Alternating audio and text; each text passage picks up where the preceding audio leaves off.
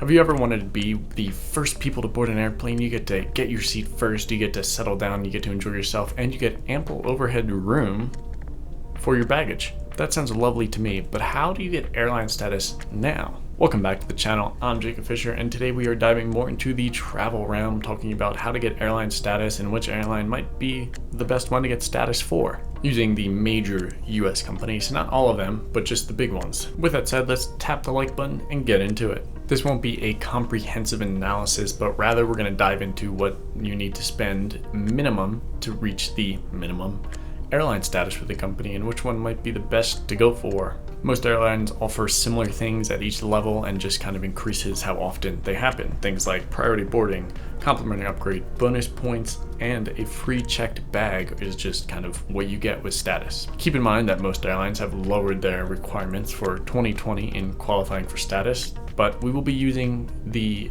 typical times and what they used to be at least. Starting out with Southwest because I fly them the most and I am oh so close to getting status with them, which is kind of going to be nice. Southwest, you need 25 one-way flights or 35,000 tier qualifying points. Tier qualifying points are the points you see when you book a Southwest flight, and the change based on whichever ticket you purchase. Want to get away is 6, while the business select or premium, the top one, is 12 points per dollar you spend. At the business select level, you would need to spend $2,083 to reach that status and earn the points, or want to get away, you have to spend $4,166 because of just how many more points you get with business select. You can also earn 15,000 tier qualifying points by using a Southwest co-branded credit card. You earn 1,500 tier qualifying points for every $10,000 you spend, which means you need to spend $100,000 and then you don't even get status, which is kind of disappointing. But if you do spend $125,000 just on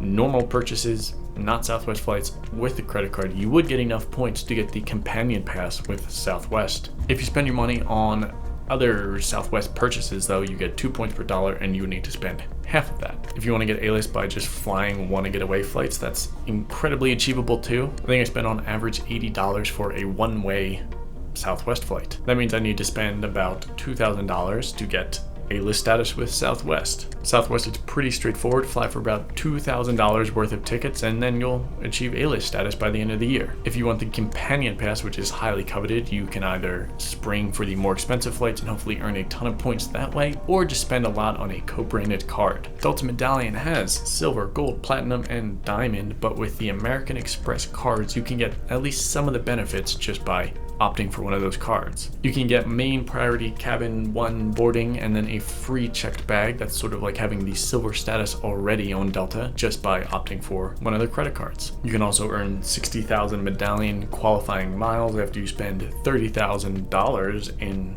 purchases on your card, except it's really 15,000 points for every $30,000, so you'd have to spend $120,000 to get all of those points.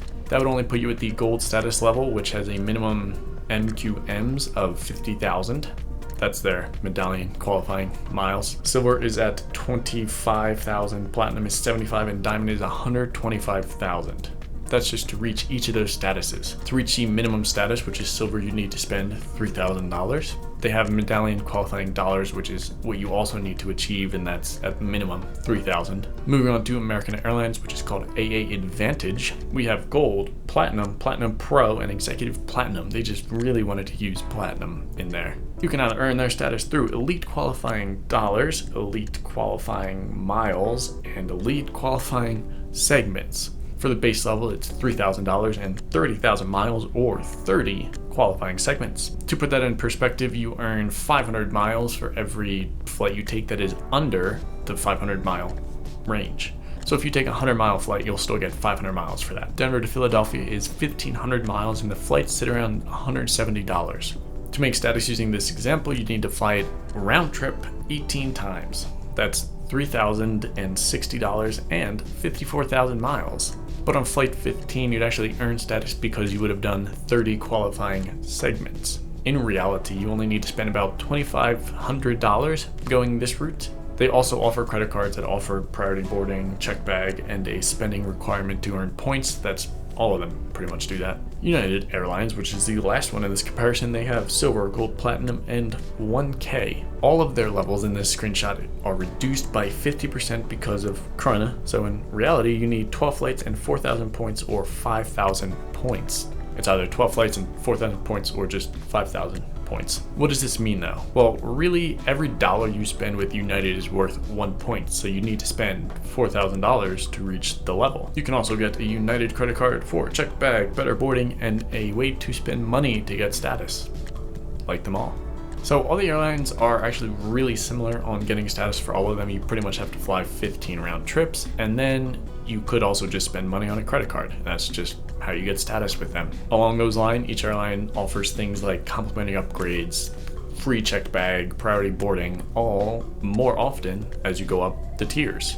So when you start out, you'll get upgraded maybe once every couple flights, and then as you get to the 1K on United, you probably get upgraded on like 75% of the flights or something like that. Which do I think is worth it for you to get though? I'm a bit biased towards Southwest, but if you don't have Southwest out of your airport, you probably shouldn't fly with them because that sounds like it'd be more expensive to go with them. I think the actual best airline to get status with is either Delta or United because they seem to be the most customer orientated and will provide more for the customer if you ask. American Airlines has gotten some bad publicity lately and has just not been doing well in the news other than United with that doctor scenario. But for me, airline status with American I don't think would be worth it. I don't think they provide enough to the consumer. That being said, if American Airlines has the cheapest and quickest flights near you, then you probably should just go with them because it makes more sense to do that. I know they have hubs in Philly and Miami, and sometimes from Denver to Philly, American is actually cheaper round trip than Southwest, which is kind of shocking. Let me know what your favorite airline is down in the comments below, and if you're going to be trying to get status with them this year or next year or any year. I upload videos on Monday, Wednesday, and Friday on travel and finance, so if that sounds like of something interesting to you, then subscribe down below. Thank you so much for watching, and until next time.